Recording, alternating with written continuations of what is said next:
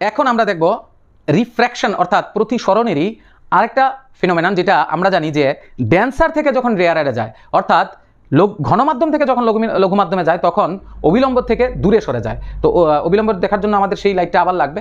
তো এবার আমি কি করলাম, লাইটটাকে আমি নিচে নিয়ে চলে গেলাম। এবার দেখো আমাদের এই যে লাইটটা, এটা তো সোজা যাওয়ার কথা নাকি, সোজা না গিয়ে দেখো তুমি একটু অবিলম্বের থেকে এবার দূরে সরে গেছে। এই যে দেখো আমি একটা নর্মাল বানালাম এদিকে, আর এই দিক থেকে যখন আমি এটা দিলাম, এর আগের বার কী ছিল, অবিলম্বের দিকে চলে আসছিল, নর্মালের দিকে চলে আসছিল, এখন দেখো নর্মাল থেকে দূরে সরে গেছে। কারণ এটা যদি না থাকতো তাহলে কিন্তু লাইটটা এইভাবে যেত, কিন্তু এটা কী গেল, এইভাবে ব্যাকে এদিকে চলে গেল। তার মানে যখন রাইট ডেন্সার থেকে রেয়ারের দিকে যায় তখন নর্মাল থেকে দূরে সরে যায়। ক্লিয়ার? এই যে দেখো আমি যদি অ্যাঙ্গেলটাকে বাড়াই বা কমাই, এই যে দেখো এটাও কমছে, আবার অ্যাঙ্গেলটাকে যদি বাড়াই দেখো আরও বেঁকে চলে যাচ্ছে।